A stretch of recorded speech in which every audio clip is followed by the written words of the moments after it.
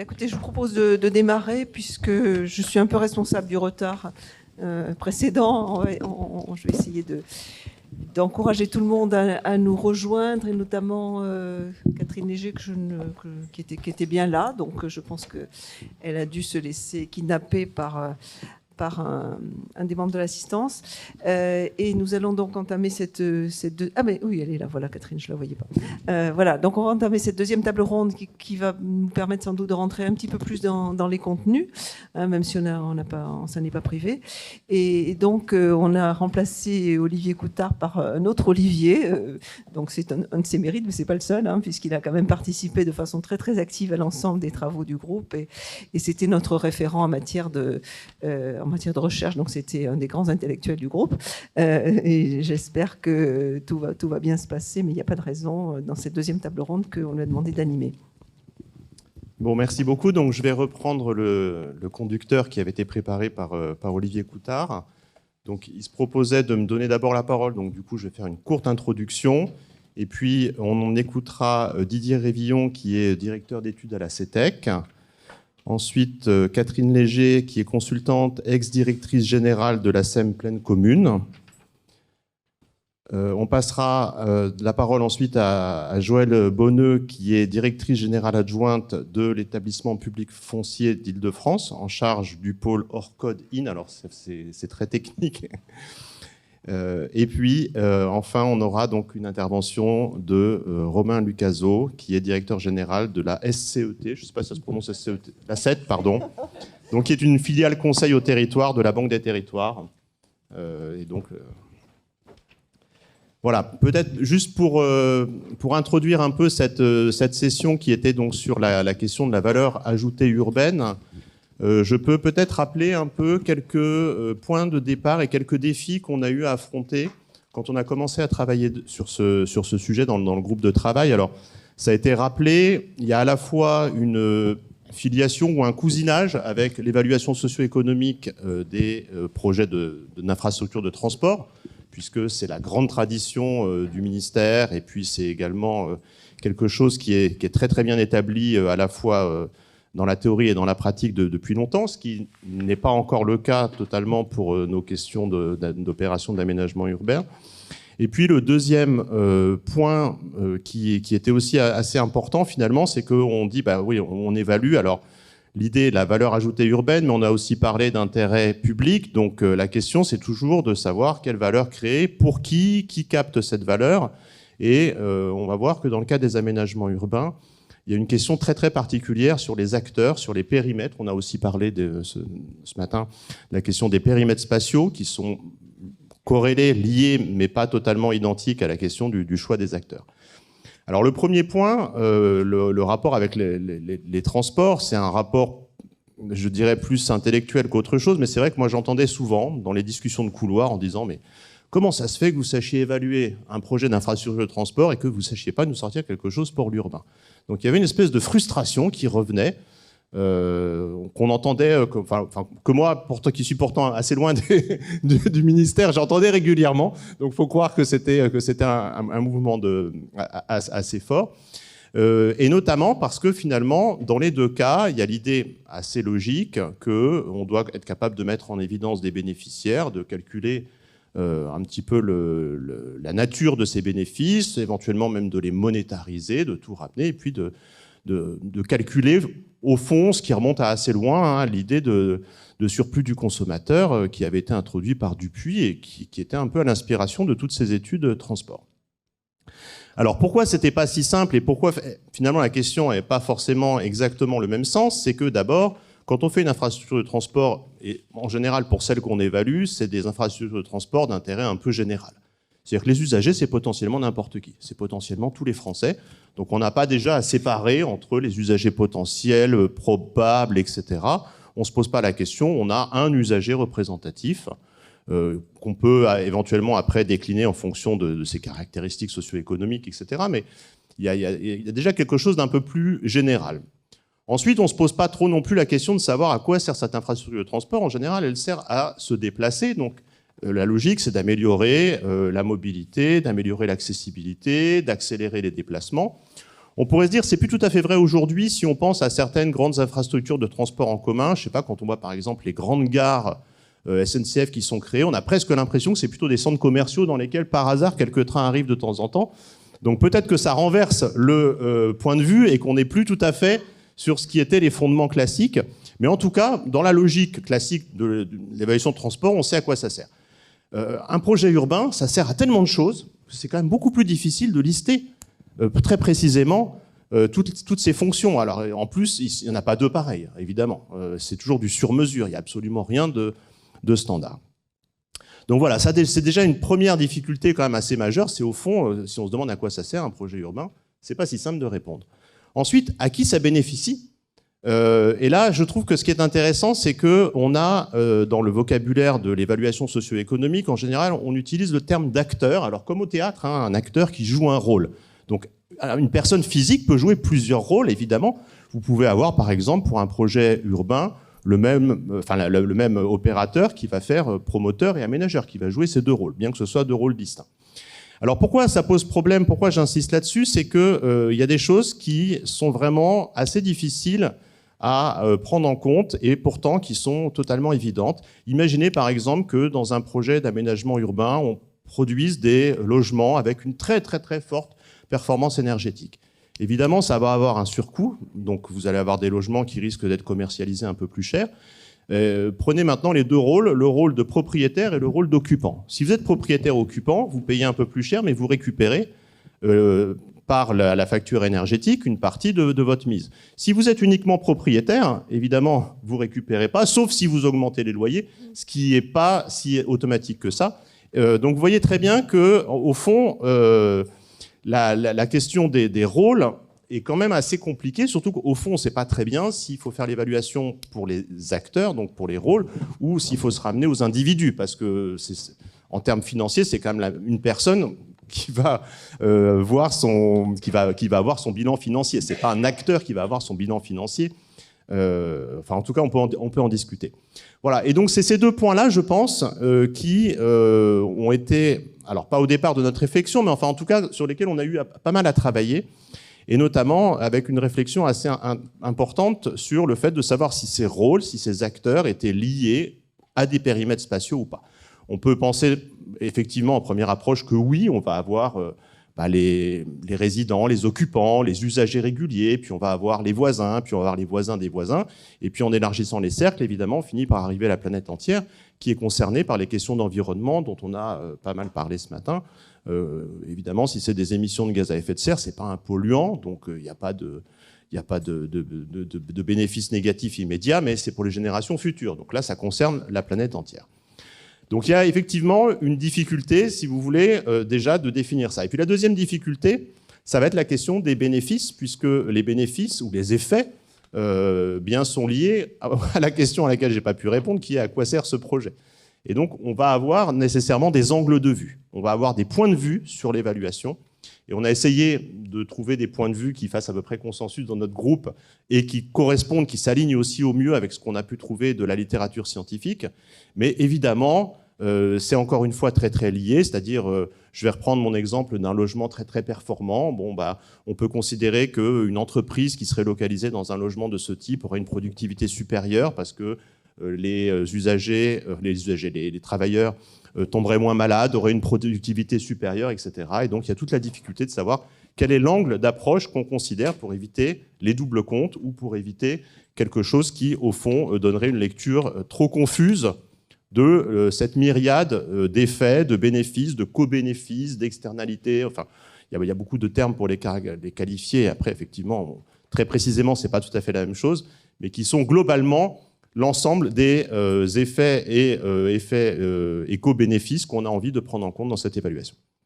Voilà, donc je ne vais pas être plus long pour mon introduction. Évidemment, on pourrait en parler très très longuement, mais je voulais revenir un petit peu sur ces points qui me semblent assez difficiles en fait à trancher encore aujourd'hui. C'est-à-dire que je ne suis pas persuadé qu'on ait totalement répondu à l'ensemble des questions, mais on a fait des choix. Et c'est aussi, je pense, ça faisait partie du travail, de proposer quelque chose, de faire une proposition, qu'elle soit discutée. Elle pourra être également précisée lors des fameuses fiches outils qui sont en cours d'évaluation, de rédaction, pardon. Et donc, je vais tout de suite passer la parole à Didier Révillon, qui donc fait partie des gens qui réalisent effectivement ce type d'évaluation socio-économique sur des vrais projets. Bon, merci Olivier. Donc bonjour à toutes et à tous.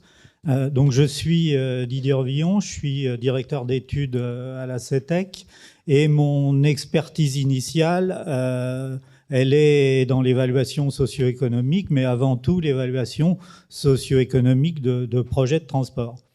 Bon, on a cependant été sollicité par Solideo pour mettre en œuvre l'évaluation socio-économique de projets d'aménagement urbain qu'ils ont dans le cadre des Jeux, mais avec derrière une dimension héritage.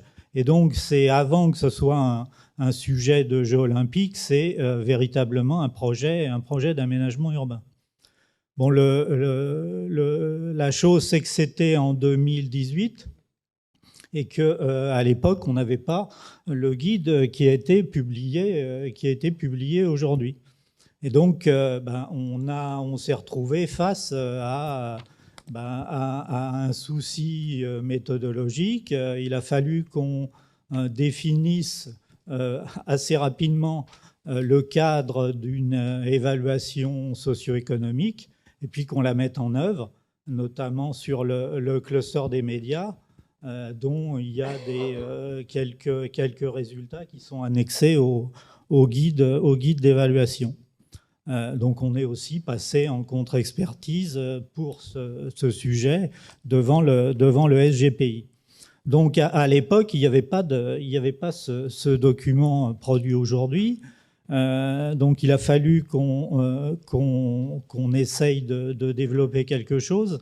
Et en l'occurrence, c'est bien le sujet multidimensionnel de ces sujets d'aménagement urbain qui a été qui est le véritable enjeu. Donc pour ça, on a fait de la recherche bibliographique. Il y a effectivement un certain nombre de travaux de chercheurs qui ont été élaborés là-dessus, notamment de Mohamed Srir, dont on a pas mal utilisé une grille de lecture de tous ces impacts de projets d'aménagement urbain. On a échangé à l'époque avec Olivier Bonin, là, dans le cadre d'Efficacity, mais qui se focalise plus sur les sujets d'efficacité énergétique, avec également des problématiques d'évaluation. Donc, on a essayé de définir ce cadre. Il est évidemment très vaste. Hein.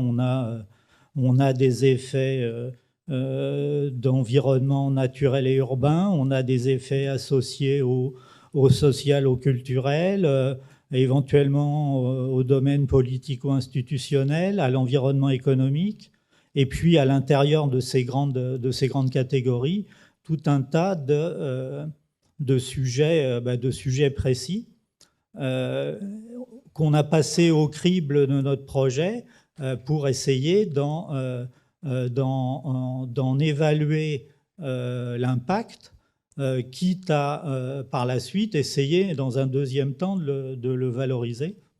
Donc, c'est des sujets, effectivement, d'artificialisation des sols. Hein. Il en était question ce matin. Des sujets liés aux problématiques énergétiques. Olivier le mentionnait ici.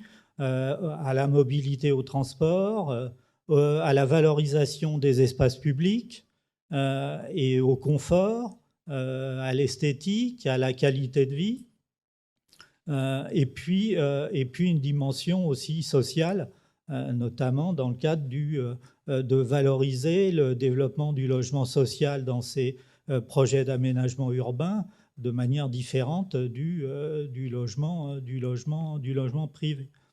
Donc tout ça, on a essayé de le faire. On a notamment On a pu être aidé là-dedans en faisant une relecture des études d'impact environnemental.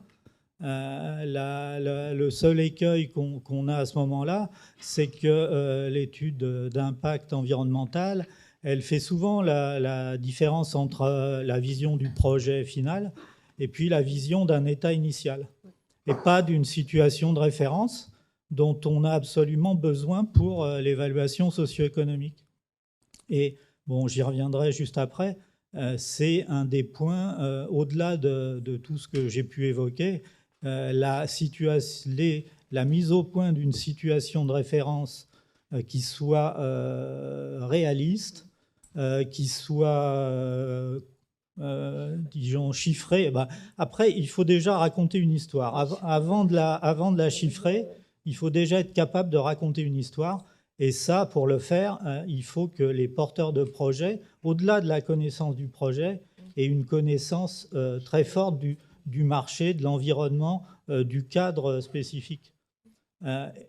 Par chance, sur le cluster des médias, le porteur de projet l'avait. Et donc, c'est avec eux qu'on a pu élaborer cette situation de référence qui est la base de l'évaluation, hein, quelque part. Hein. Derrière, on fait par différence. Donc, si on n'a pas une situation de référence tangible et valable, l'évaluation derrière ne vaudra pas grand-chose.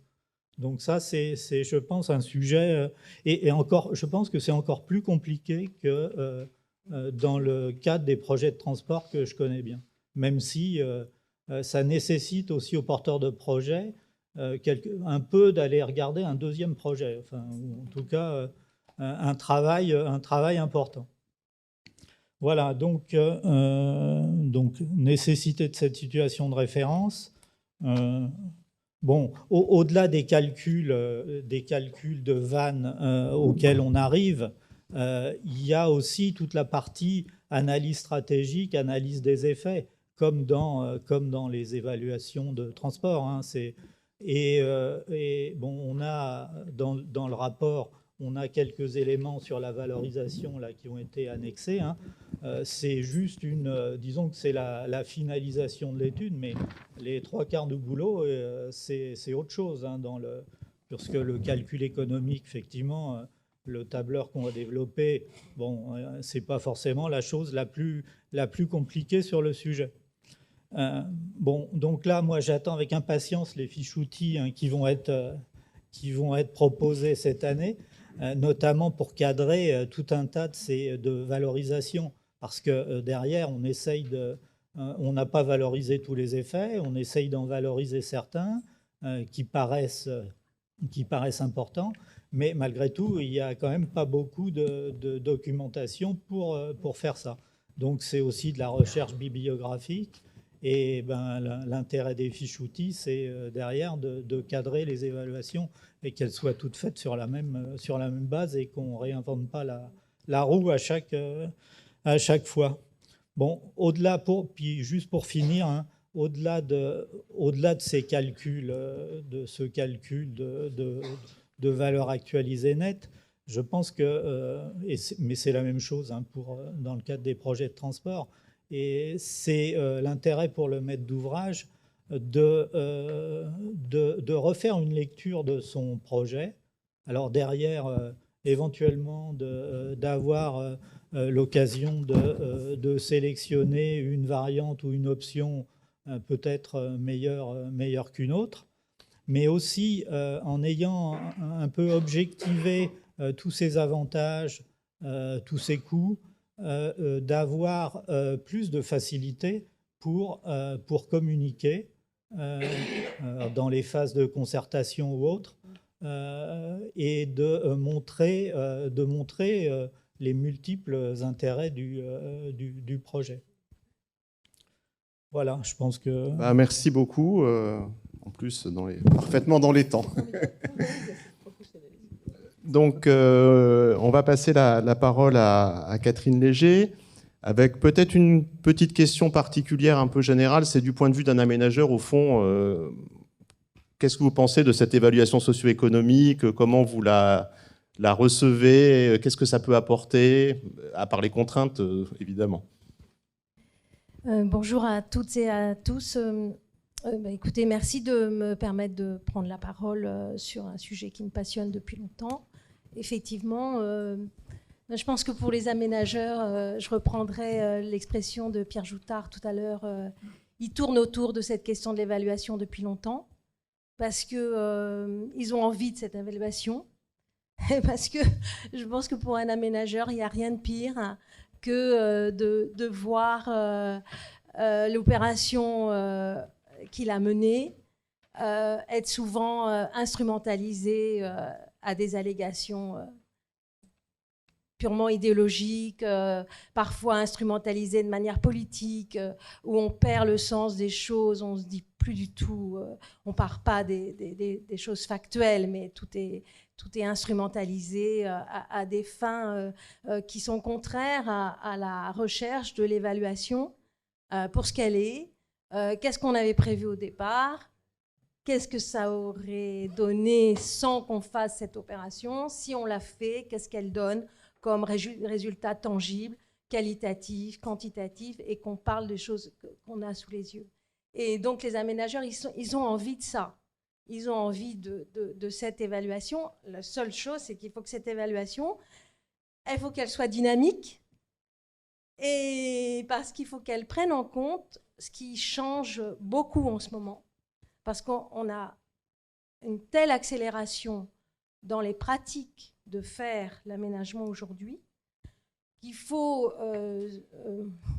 vraiment, je n'ai pas d'autre mot qu'une évaluation socio-économique, mais dynamique. Et dynamique au sens où elle doit prendre en compte les évolutions des manières de faire l'aménagement, les aspirations des populations. Et c'est un souci parce qu'il faut vraiment prendre en compte qu'en 10 ans de temps, non seulement nos préoccupations d'aménageurs ont changé, on ne fait plus du tout, on n'a plus les mêmes critères. Enfin, je ne vais pas reprendre tout ce que vous connaissez déjà, mais en matière de sobriété des matériaux, en matière de sobriété des espaces publics, la manière de les aménager, tout a évolué. On est dans l'économie circulaire, on est dans la récupération des matériaux, on est dans des normes environnementales qui changent et qui, du coup, impactent lourdement nos manières de faire.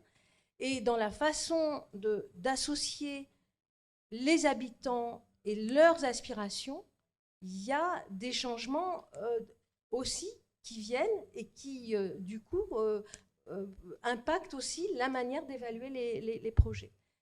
Et si cette évaluation est nécessaire, il ne faut pas qu'elle soit un frein à cette dynamique dont on a besoin, et il ne faut pas qu'elle soit un frein en matière de pratiques rapides de l'aménagement, parce que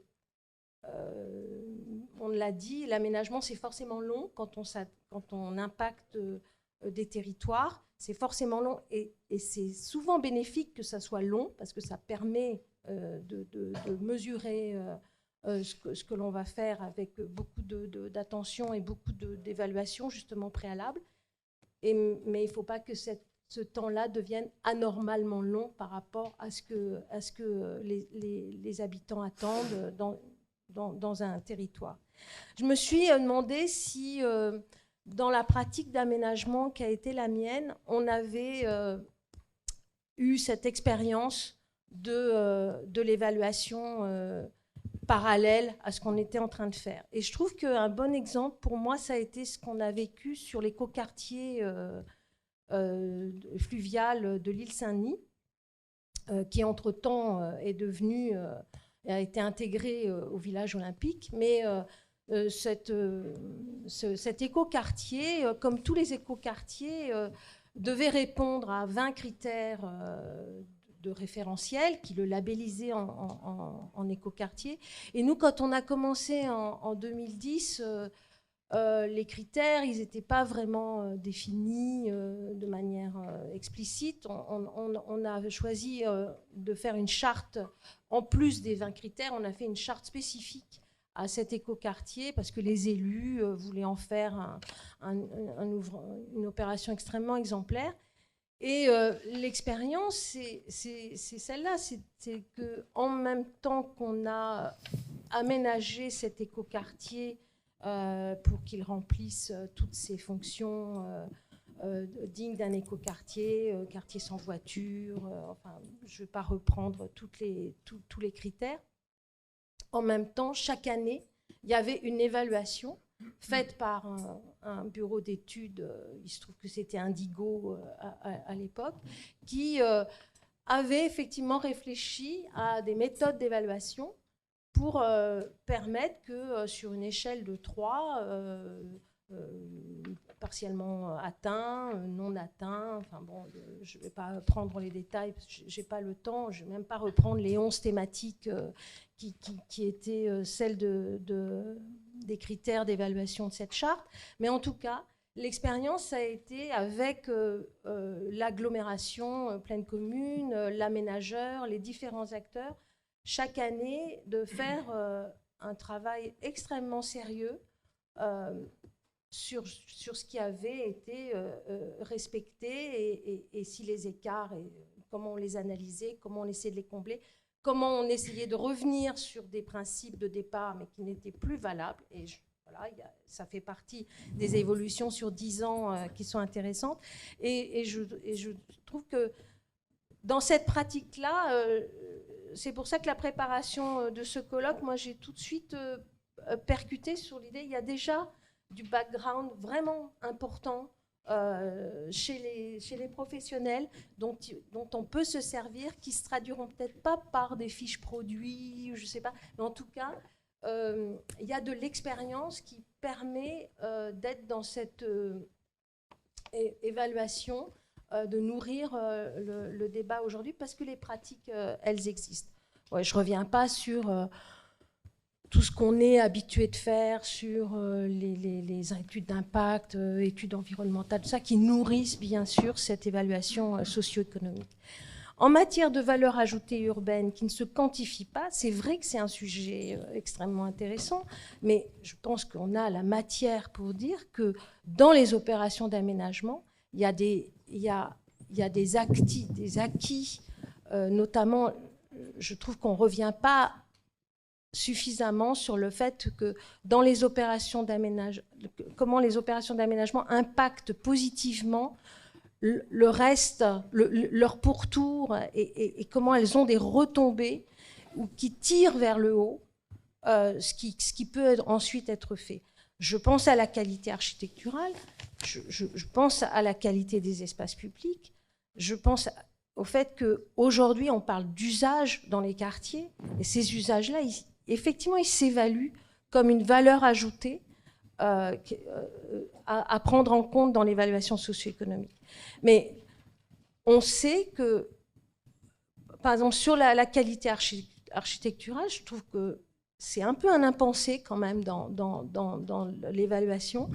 Et pour autant, les aménageurs ont eu, au fil des temps, un apport considérable sur cette question. Parce qu'ils ont organisé des jurys pour choisir en toute connaissance de cause les projets qui doivent être faits, où tous les critères doivent être, toutes les cases doivent être remplies. C'est fait sérieusement, objectivement, et on en voit les résultats quand même aujourd'hui dans les opérations qu'on connaît. Donc, moi, ça me revient à ce que je disais tout à l'heure. Oui, cette évaluation, elle est nécessaire. Nous, on tourne autour. Moi, je discutais tout à l'heure avec notre président, le bilan global de l'aménagement, les EPL, on s'y est tous collés déjà il y a 15 ans sur l'idée, on ne peut pas ne pas évaluer ce que l'on fait. Donc, on adhère complètement à cette démarche. Il faut juste qu'elle soit dynamique, au sens de nous accompagner réellement, et qu'elle prenne en compte justement les évolutions, et qu'elle soit surtout pas un frein à notre avancement. Merci. Merci beaucoup. Alors oui, c'est vrai, pour rebondir sur la remarque sur la qualité architecturale, c'est ce qu'on trouve parfois dans certaines études économiques sous une appellation un peu floue de sémiologie, mais c'est-à-dire le sens que va apporter le projet au territoire. Mais c'est vrai que l'aspect architectural ou paysager est souvent quand même extrêmement mal pris en compte et sous-évalué. Alors, on va passer la parole maintenant à Joël Bonneux, donc, qui va nous parler Alors, j'ai toujours du mal avec les acronymes, mais c'est les opérations de rénovation des copropriétés dégradées, c'est ça? Non, oui, j'ai écorché? Non, c'est bon. Et notamment, dans la session ce matin, il me semble qu'on a fait allusion à leur code de Clichy-sous-Bois, qui est une des évaluations un peu emblématiques, enfin des mises en œuvre un peu emblématiques. Et donc, voilà, c'est un petit peu la même question qu'à notre intervenante précédente. Au fond, l'évaluation socio-économique, comment vous la vivez? Oui, bonjour à tous. Joël Bonneux, moi je travaille à l'établissement public foncier d'Île-de-France, qui est chargé depuis 2014 d'intervenir sur des très grosses opérations de requalification de copropriétés dégradées d'intérêt national. L'EPF intervient dans le cadre de projets qui sont des OIN, qui ont fait l'objet d'un décret en Conseil d'État. Et aujourd'hui, en Île-de-France, il y en a 4. Vous avez là une photo de Clichy-sous-Bois, qui est du coup la première hors-code d'intérêt national qui a été créée en 2016. On en a, et qui couvre 4000 logements en copropriété à transformer. On intervient aussi à Grigny, dans l'immense copropriété Grigny 2, qui fait 5000 logements. On intervient depuis peu à Mantes-la-Jolie, au Val-Fouré, et enfin à Villepinte, qui est la petite dernière en Seine-Saint-Denis depuis quelques mois. Voilà. En tout, c'est 11 000 logements en copropriété dont on parle en Île-de-France. Et le travail de l'EPF dans ce cadre, grosso modo, c'est d'intervenir sur des quartiers donc en périmètre OIN, de une ou plusieurs copropriétés dégradées. Et notre intervention, elle se situe à plusieurs niveaux. Une intervention à l'échelle de l'aménagement d'un quartier, d'un projet d'aménagement de requalification urbaine, de fait entièrement inscrit aujourd'hui dans les quartiers en rue, voilà, enfin, priorité N-Blanc-Rue. C'est aussi une intervention à l'échelle de l'habitat, avec la transformation de ces immeubles qui sont aujourd'hui en copropriété privée. Donc ça peut passer soit par des politiques de redressement et de réhabilitation de ces copropriétés pour les maintenir en copropriété avec les politiques de l'ANA, de plan de sauvegarde, de réhabilitation et de rénovation énergétique. Ça peut être de l'acquisition, amélioration et de la transformation d'immeubles en copropriété pour les transformer en logement social. Et ça peut aussi passer par la maîtrise foncière complète de certains immeubles, leur démolition et la reconstruction derrière de logements plus adaptés. Et ensuite, le dernier volet, c'est une intervention plus à l'échelle individuelle du ménage, puisqu'en fait, face à nous, on a des occupants de ces quartiers qui sont soit locataires du parc privé dégradé, soit des propriétaires occupants de ces logements privés dégradés qui, en général, ont acquis un patrimoine qui est le petit patrimoine qu'ils arrivaient à se constituer en Île-de-France, mais qui aujourd'hui sont surendettés avec des charges délirantes qu'ils n'arrivent plus à payer, et des propriétaires bailleurs qui, pour certains, sont des marchands de sommeil, pour d'autres, ont fait un investissement locatif extrêmement rentable, puisque les loyers, évidemment, privés de ces logements sont totalement déconnectés de la réalité du bien occupé, puisqu'on parle d'un patrimoine très dégradé. Donc voilà. Et notre intervention passe par, notamment par l'acquisition, en fait, identifier un opérateur public, donc en l'occurrence le PF Île-de-France, pour acheter massivement ces logements à l'amiable, par voie de préemption ou par voie d'expropriation à une certaine étape du projet. Donc voilà. Et dans tout ça, les évaluations socio-économiques. Pour être tout à fait franche, depuis ce matin, on dit que c'est formidable. Nous, en 2018, on était prêts de déposer notre dossier de DUP de création de ZAC. On était très contents. On avait fait notre étude d'impact, d'évaluation environnementale. Et on s'est rendu compte à la dernière minute qu'on avait oublié l'évaluation socio-économique. Donc, on a appelé la Solidéo qui nous a dit « Vous n'allez pas y couper, faites-la ». On était à peu près au moment... Voilà, et donc, voilà, puisqu'on était complètement pour Clichy-sous-Bois, qui est le projet que je vais développer, dans le cadre de projets de plus de 100 millions d'euros d'investissement public, donc qui doit faire l'objet d'une évaluation socio-économique et d'une contre-expertise du SGPI. C'est donc, on a travaillé avec Citizen qui est présent et je souhaite les en remercier parce qu'ils nous ont acculturés de manière extrêmement rapide à ces évaluations socio-économiques qui nous étaient très étrangères en fait quand on a démarré. Et donc notre dossier a fait l'objet d'une expertise fin 2018 et d'une contre-expertise du SGPI début 2019 et nous a permis à peu près de tenir les délais qu'on s'était fixés de dépôt de dossier dans nos procédures d'aménagement. Si je peux me permettre une petite incidente, ce qu'il faut dire, c'est que vous, c'était pas votre métier initial d'être aménageur. Donc, vous avez découvert à la fois les grands bonheurs de l'aménagement, les servitudes et l'évaluation socio-économique quoi, en même temps. Voilà, tout à fait. Bon, et au-delà de cette introduction, ça nous semble en fait très intéressant d'avoir mené cette évaluation socio-économique aussi parce qu'on parle d'opérations qui sont très coûteuses en termes d'argent public, puisqu'en fait il s'agit de racheter un parc privé pour le transformer. Ce sont des opérations financièrement très déficitaires avec très peu de recettes puisqu'on est sur des quartiers où le marché immobilier est très fragile, sont des quartiers peu attractifs, on crée peu de foncier puisqu'on fait du renouvellement urbain. Et donc voilà, on sait qu'on est sur des opérations où en plus de ça, on sait que intervenir dans les copropriétés, c'est toujours très long, compliqué. Et du coup, il peut être facile en fait de questionner en termes de politique publique la mobilisation de fonds publics importants sur ce type d'intervention. Voilà, donc finalement, nous, on a vraiment pris le parti et à travers maintenant toutes nos ORCOD, en fait, de pleinement se saisir de ces évaluations qu'on voit aussi comme une manière de se questionner, mais aussi de justifier en fait ce type d'intervention publique qui en fait sont les premières en France à se faire à cette échelle. Alors, les premiers apprentissages peut-être de l'évaluation socio-économique qu'on a faite à Clichy-sous-Bois, c'est que la mise en place du NORCOD d'intérêt national, en fait, ça permet quand même de générer plus de bénéfices à la collectivité dans son ensemble qu'elle ne coûte au financement public.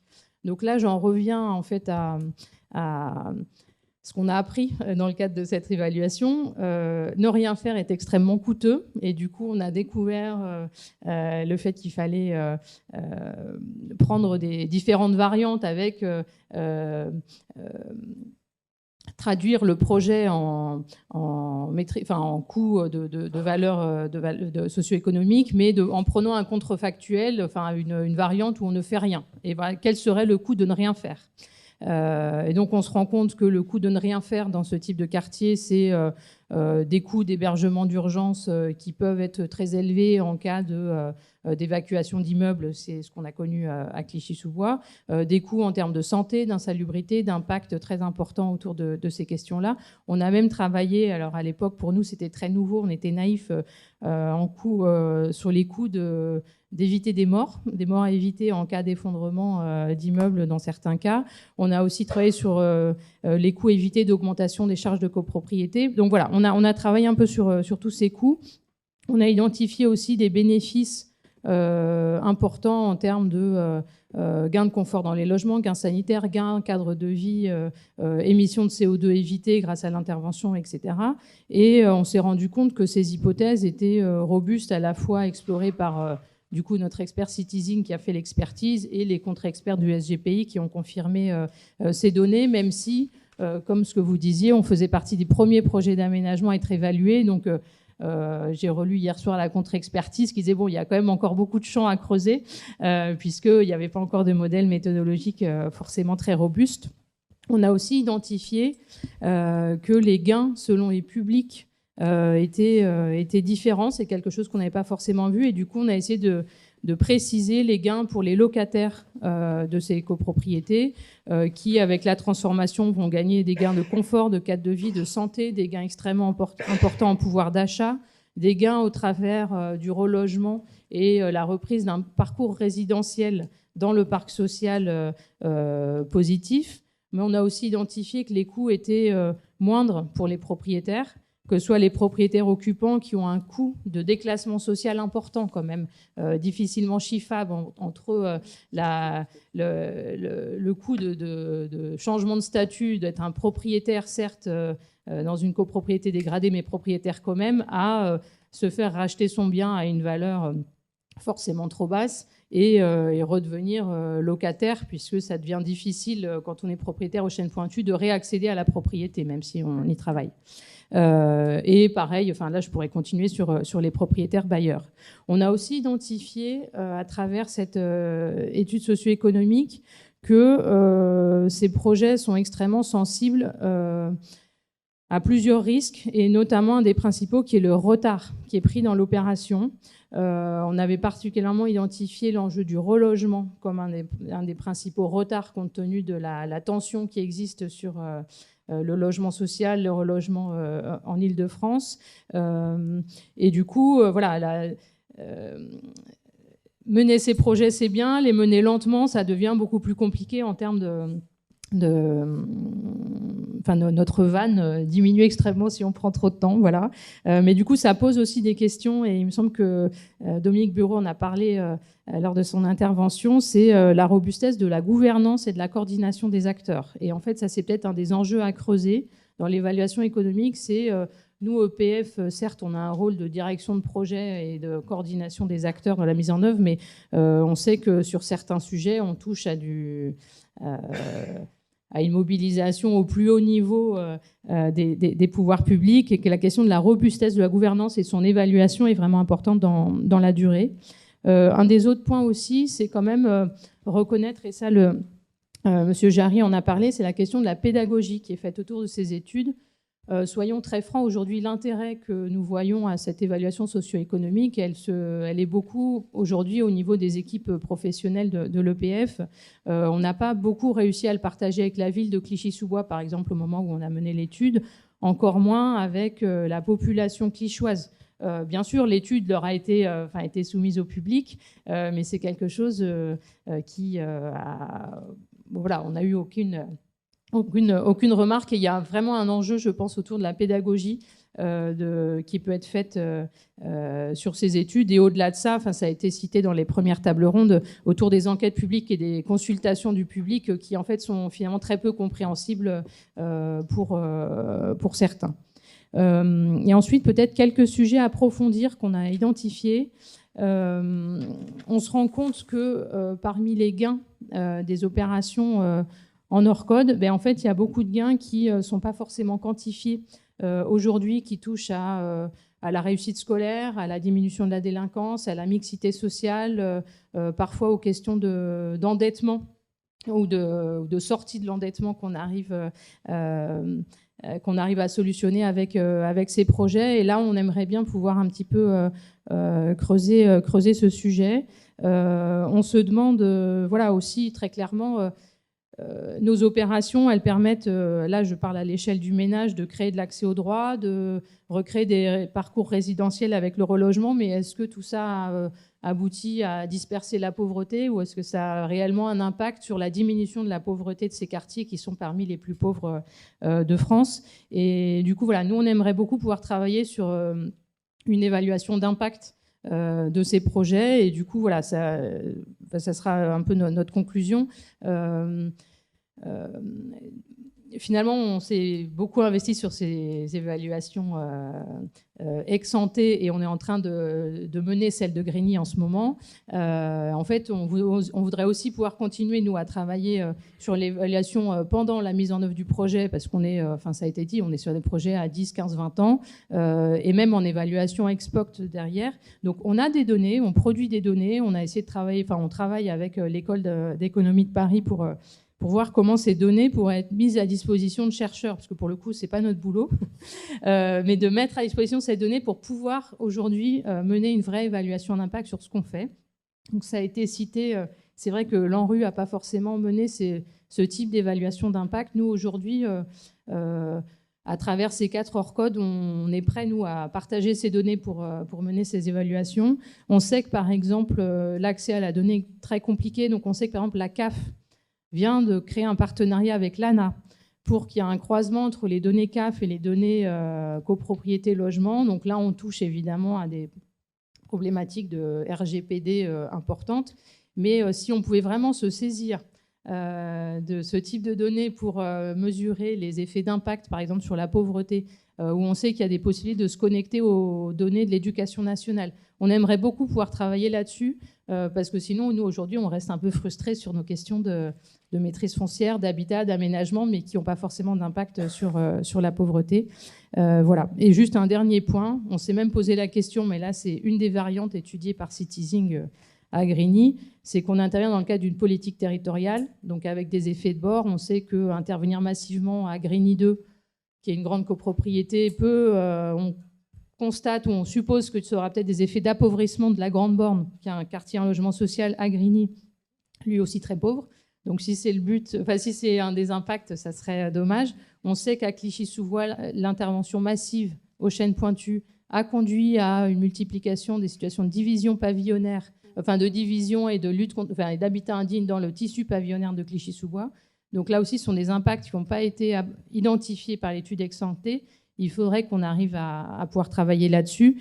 Et du coup, une des hypothèses qui est étudiée avec Citizen dans le cadre de l'évaluation de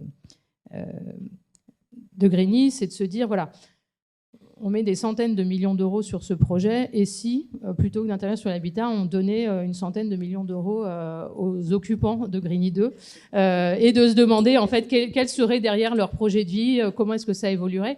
Alors, c'est un peu radical, mais il faut peut-être aussi travailler sur cette option pour identifier un peu l'évaluation entre l'aide publique apportée aux ménages par rapport à une aide publique apportée à un projet territorial. Voilà. Merci beaucoup. Et donc, notre dernier intervenant sera Romain Lucazot, qui est donc directeur général de la CET, filiale de conseil de la Banque des Territoires. Et donc, du coup, avec les deux mots-clés conseil et territoire, je vais vous demander particulièrement peut-être de continuer à approfondir cette question de l'option de référence dont on a déjà beaucoup parlé, c'est-à-dire le fait qu'au fond, quand on évalue, la question c'est de savoir par rapport à quoi. Et également quelles sont les différentes options qu'on peut développer dans un projet d'aménagement, sachant que c'est toujours contraint, mais avec également un certain nombre de degrés de liberté. Ouais, alors du coup, moi, je vais parler avec une casquette qui est celle d'une activité donc, de conseil public. On est 300 consultants répartis à travers toute la France et positionnés sur l'accompagnement du projet territorial, de la conception stratégique, de l'aide à la décision, jusqu'à l'opérationnalisation.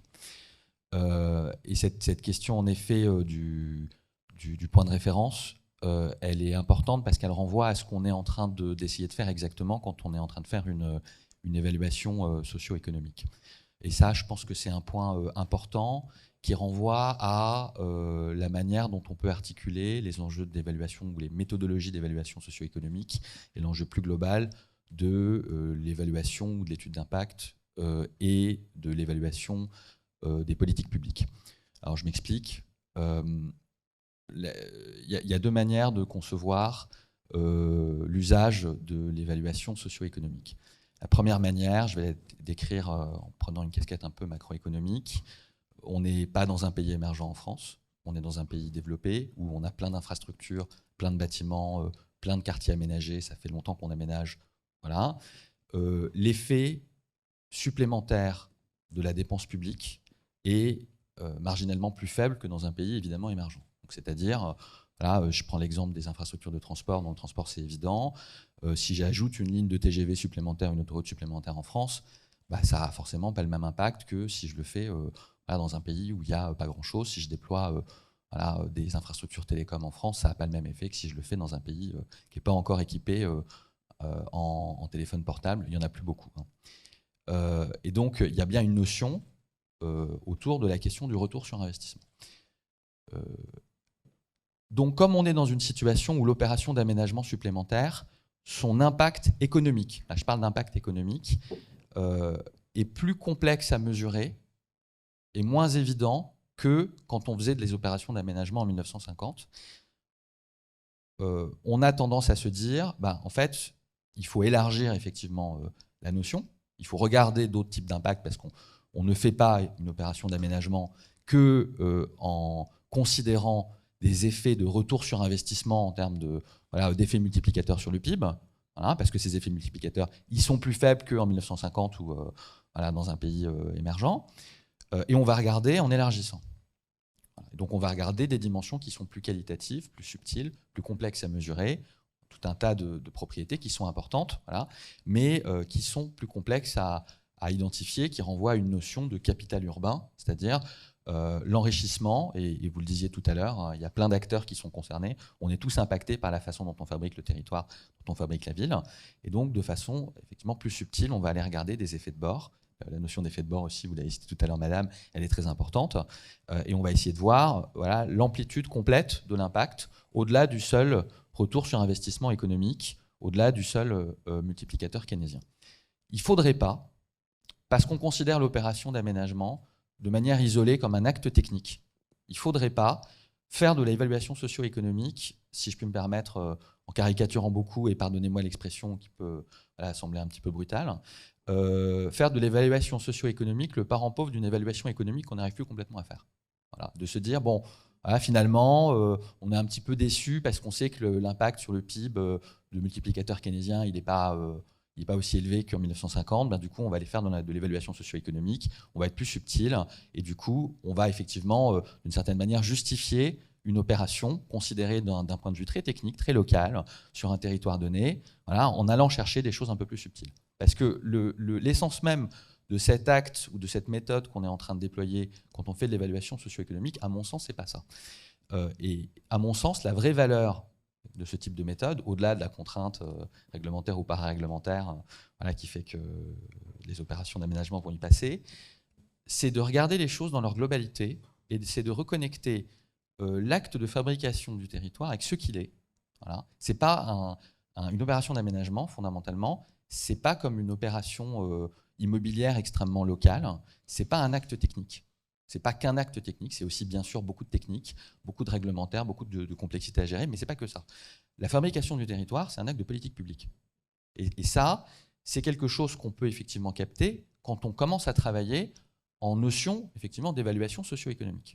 Et donc cette inscription ou cette réinscription de l'acte d'aménagement dans des notions de politique publique, c'est quelque chose d'essentiel parce que ça nous remet effectivement l'opération d'aménagement, la manière dont concrètement on va fabriquer un territoire, effectivement, dans un cadre plus global qui est celui de quelle était la stratégie fondamentale des acteurs, quelle était la vision politique, voilà, quelle est la cohérence de l'action globale, quels sont les effets de bord qu'on veut pouvoir maîtriser, et qu'est-ce qu'on veut construire en termes de type de territoire et en termes de manière d'habiter.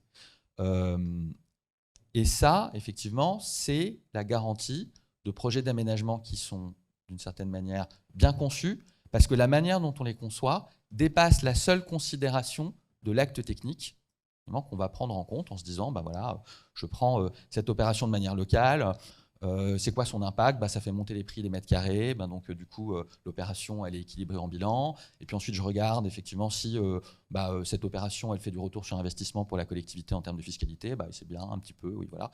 Donc l'idée c'est de sortir de ça, c'est de sortir effectivement de cette simple notion strictement économique, voilà, de retour sur investissement global qu'on le qualifie en fiscalité, en PIB, etc. Et pour considérer les effets globaux voilà, d'un acte de politique publique qui est la décision d'aller aménager. Que cette décision soit mise en œuvre par un acteur public ou privé, voilà, ça c'est une autre question. Je voudrais prendre un exemple pour illustrer ce petit développement théorique sur un projet qu'on a fait nous récemment pour le compte, avec un partenaire pour le compte de la Wallonie. Comme vous le savez sans doute, le nord de l'Allemagne et la Wallonie ont été touchés l'année dernière par des inondations massives et on a accompagné le gouvernement wallon, le gouvernement régional, dans la première phase de conception d'un master plan, donc, voilà, d'un travail de prospective territoriale, de planification effectivement territoriale pour la reconstruction d'un nombre considérable de communes qui avaient été balayées par les inondations, balayées à tel point que dans certains cas, il n'y avait même plus de canalisation de gaz, tout était parti avec l'inondation. Donc c'est une situation assez extrême qu'on est content de ne pas voir tous les jours en termes de planification territoriale. La grande innovation qui avait été portée effectivement à ce moment-là sur la manière dont on avait conçu la série d'opérations d'aménagement qui devait nous amener, voilà, qui devait amener le gouvernement wallon à passer d'une situation où on a un certain nombre de communes en ruine à une situation où on a restabilisé le territoire, ça a été de se dire on a plein de politiques publiques qui n'ont rien à voir d'habitude avec ce qu'on fait en aménagement. Et on va en profiter pour les injecter dans la manière dont on va planifier les opérations. Et donc, exemple très concret, un peu anecdotique, un peu caricatural, mais ce n'est pas grave parce que ce sera pédagogique.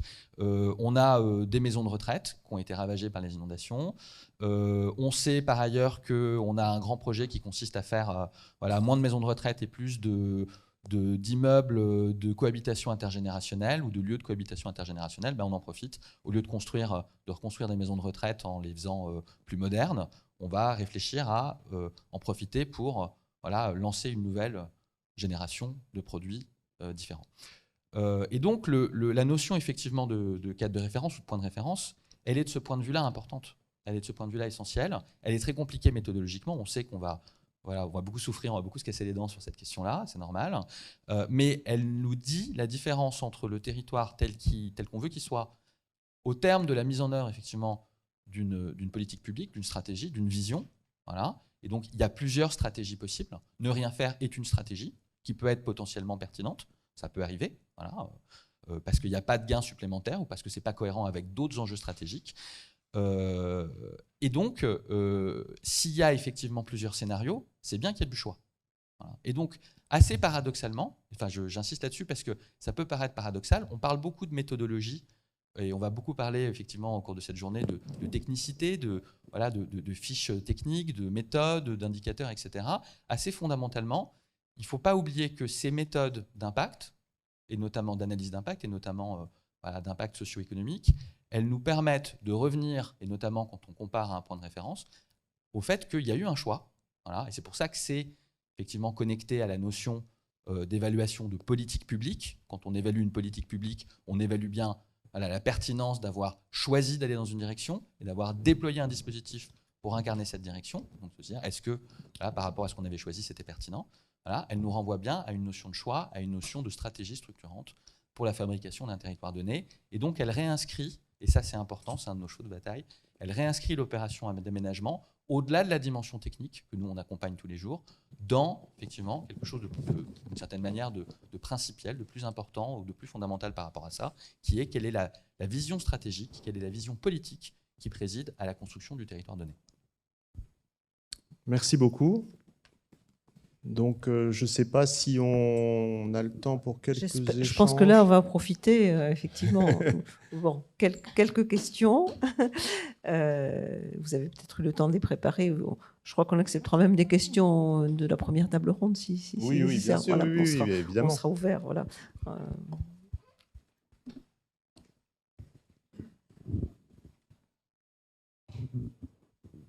Peut-être que les intervenants veulent se questionner entre eux ou réagir entre eux pour amorcer un petit peu la discussion.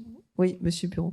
Oui, merci beaucoup. Moi, juste une question, puisque vous avez évoqué, au moins pour deux d'entre vous, des évaluations socio-économiques avant le référentiel. J'imagine que vous avez regardé, par rapport à ce qu'apportait le référentiel, qu'est-ce que ça changeait. Enfin, est-ce que vous êtes déjà dans les clous et quel sujet ça allait vous amener à regarder ou que c'était intéressant. Enfin, voilà. Donc, peut-être que vous êtes les mieux sans doute placés pour savoir le plus et les exigences supplémentaires que vont mettre ce référentiel. Est-ce qu'il apporte ? Bon, juste un petit mot. Bon, je pense qu'on avait quand même fait des choses qui ne devaient pas être trop en porte-à-faux avec le guide, puisque il y a des éléments qui ont été présentés dedans à la fin.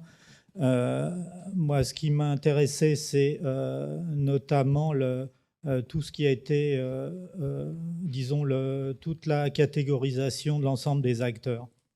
Et avec des jeux quand même relativement complexes et personnellement auxquels je n'étais pas forcément véritablement habitué compte tenu de mon champ d'activité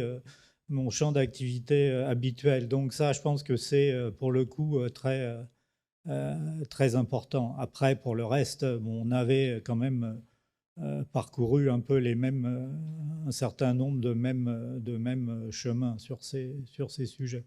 Bon, voilà. Je peux répondre aussi qu'inversement, pour faire le guide, on s'est appuyé sur les exemples qu'on avait et peut-être y compris les contre-expertises. On avait pu pointer des manques et des insuffisances quelquefois, mais on a également repris certains travaux, y compris dans l'exemple. Et puis, ce que je peux dire aussi, c'est que on a souffert, nous aussi, sur l'absence d'évaluation ex post, effectivement, de données, quelquefois, parce que, y compris M. Bureau parlait ce matin de l'économétrie, encore faut-il avoir des données pour faire des équations, quoi.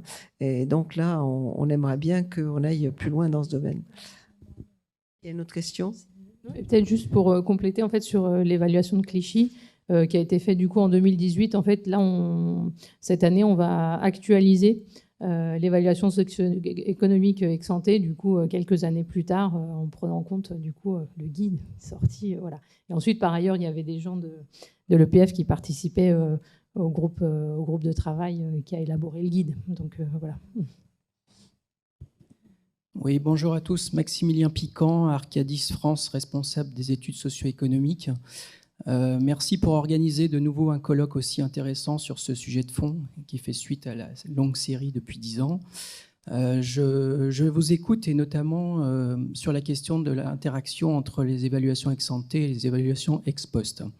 Dans le domaine des transports, il y a une culture très forte. Aujourd'hui, je pense qu'il y a à peu près 70 bilans lotis qui ont été produits, donc des évaluations ex-post, sur des sujets ferroviaires, autoroutiers, aériens et transport collectif urbain. Donc il y a une masse d'informations très importante. Tout ce matériau est très précieux pour réinterroger les référentiels d'évaluation ex-ante. C'est-à-dire qu'on a un écho entre ce qu'on évalue ex-post pour vérifier que ce qu'on évalue ex-post est à peu près cohérent avec ce qu'on a évalué ex-ante.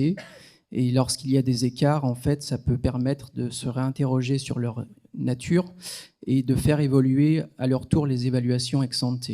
Ma question est la suivante. Sur toutes vos réflexions sur ces référentiels dans le domaine des opérations d'aménagement urbain, dans quelle mesure vous avez pu vous appuyer sur des retours d'expérience ex-post pour alimenter vos réflexions sur les méthodologies, les outils, les techniques dans ce référentiel pour les études ex-ante? Voilà, merci. Oui, alors on peut dire assez peu, peut-être pas assez, mais aussi, je dirais, il y a une différence un peu fondamentale, c'est que bon, un projet d'infrastructure de transport atteint une sorte de régime stationnaire. Je ne dis pas qu'il est totalement invariant en fonctionnement, il y a des évolutions, mais enfin, en tout cas, il reste à peu près semblable à lui-même. Une opération d'aménagement, c'est plus compliqué parce que parfois, le quartier peut évoluer dans des directions qui n'avaient pas été forcément prévues. Et donc, il y a, je pense, une plus forte évolutivité aussi du territoire qui fait que la question ne se pose pas, à mon avis, tout à fait exactement dans les mêmes cas. Mais en tout cas, c'est vrai que, c'est ce qu'on disait, hein, l'absence de données est vraiment cruciale et nous a posé pas mal de problèmes pour objectiver un certain nombre de choses. Alors, notamment, une des grandes questions sur lesquelles on a été très frustrés, on n'a pas pu du tout avancer, c'est la question de la mixité sociale qui est mise en avant par les pouvoirs publics, sur lesquels il y a une sorte de consensus, mais pour lesquels on n'a pas réussi à trouver, peut-être qu'on a mal cherché, hein, mais on n'a pas réussi à trouver ni dans la littérature scientifique, ni véritablement dans les études ex post, justement, d'éléments qui nous permettraient de commencer à avancer vers des préconisations, une méthode, alors, sans même parler de valeurs tutélaires, hein, qui semblent totalement hors de portée. Il n'y a que la prescription. Exactement, voilà.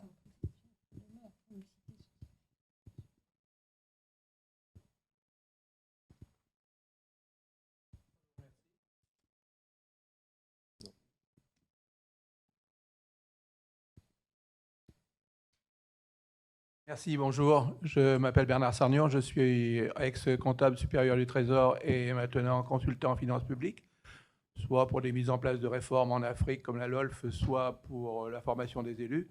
Et je travaille de plus en plus dans cette politique d'évaluation. Ce que je voudrais savoir, lorsque vous faites vos étapes d'évaluation, alors ante, post, etc., à quel moment vous avez le lien entre l'évaluation socio-économique et les conséquences et les dérives que ça peut avoir dans le budgétaire en cours de projet par rapport aux prévisions.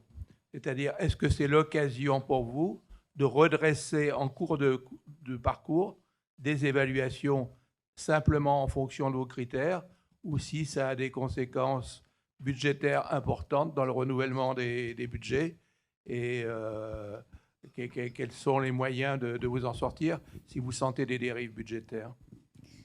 Oui, alors évidemment, l'idéal, ce serait qu'on puisse en permanence actualiser. Alors, on a bien dit que les opérations d'aménagement, elles sont soumises à des risques particulièrement importants, puisqu'elles se déroulent sur quelquefois des décennies, et donc, entre-temps, toutes les hypothèses de marché peuvent se retourner, etc. Bon, je dirais que là, on a été plus modeste au sens où on s'est dit on va définir une méthode. L'obligation réglementaire, elle est sur l'évaluation ex ante. On aimerait qu'il y ait des évaluations ex post selon la même grille. Et d'ailleurs, moi, j'ai sollicité aussi mes anciens collègues du CGEDD parce qu'il y a un certain nombre d'opérations d'aménagement public qui se prêteraient tout à fait à ce type de démarche, et ça permettrait, y compris de tester la démarche, d'ailleurs, la solidité de la démarche, hein, bien sûr. Mais si on a regardé ce qui s'est passé en matière de transport, c'est vrai que lorsqu'il y a des changements importants dans le projet, on remet à jour l'évaluation. Donc là, effectivement, on pourrait imaginer qu'il y ait une mise à jour. Mais je crois que ça sera pour le plan quinquennal suivant. Là, pour l'instant, on est déjà, voilà, on est déjà tenu par l'horaire aussi. Je ne sais pas si on a le temps de prendre encore une question. Je ne sais pas si vous m'entendez. Bonjour, je suis Florence Maurice. Je suis responsable de logement collectif privé. Et je suis venue ici par curiosité, parce que je n'ai aucune compétence particulière économique en la matière. En revanche, je vis au quotidien les besoins en termes de logement et d'adaptation aux besoins et des grandes rénovations à faire. Et par rapport à l'intervention de Madame Léger, j'avais une question à lui poser, parce que la partie dynamique me semble très importante sur les besoins des populations qui habitent aujourd'hui dans ces logements collectifs. Est-ce que vous avez pensé justement à mettre en place, je sais pas, des équipes style agile qui permettent d'adapter au fur et à mesure qu'on construit, qu'on rénove ou qu'on adapte les logements aux besoins de la population qui évolue et qui sont tout à fait dans la dynamique que vous décrivez, vous avez décrit tout à l'heure. Et par rapport à un bonheur, après j'ai fini. Ma question, c'était est-ce que vous avez dans vos études d'impact socio-économique pris en compte, en plus de rénovation de logements, toutes les conséquences et la nécessité peut-être de considérer les écoles, les commerces, voire les transports, pour être sûr que tout ce qui est investi en rénovation, etc., ne retombe pas dans les travers de la dégradation, tout simplement parce que peut-être c'est l'environnement qui n'est pas favorable à ce que ces logements ne soient pas à terme dégradés. Ouais, excusez-moi, je vous laisse.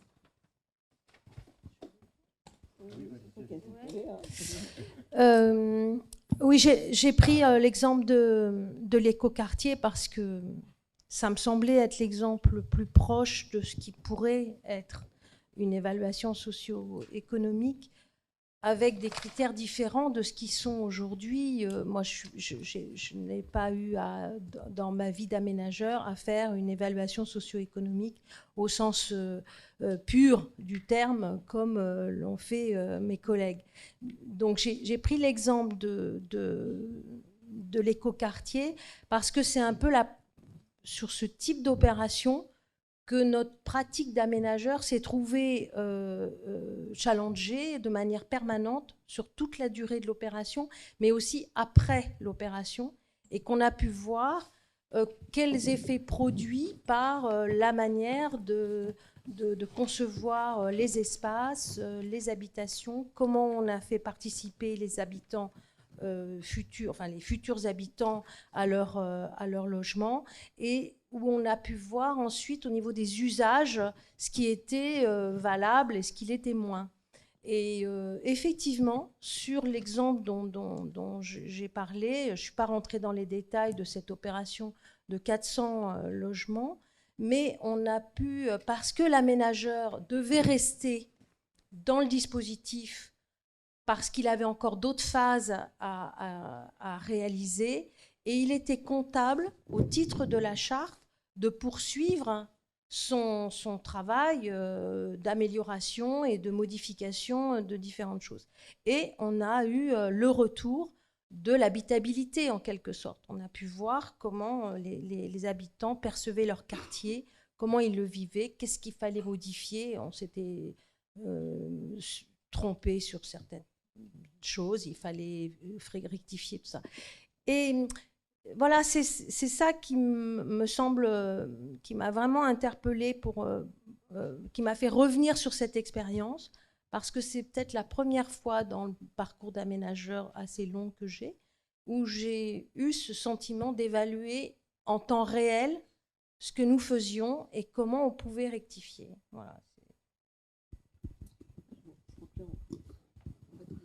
Je crois qu'on va être obligé de remercier, sauf si Joël veut ajouter le dernier mot. Parce qu'elle se sent... C'est juste pour répondre. Oui, c'est ça, oui. Voilà, sur les équipements publics, est-ce qu'ils ont été intégrés dans l'évaluation et socio-économique? Donc la réponse est oui.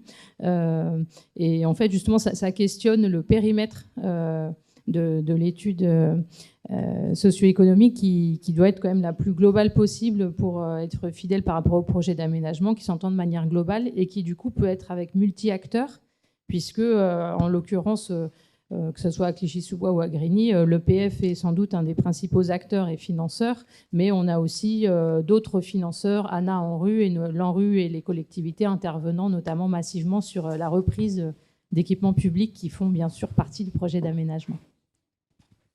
Voilà, donc je crois qu'il n'y a plus qu'à remercier tous les intervenants de cette seconde table ronde. Et c'est Jean-Baptiste Butlen qui va venir conclure cette matinée.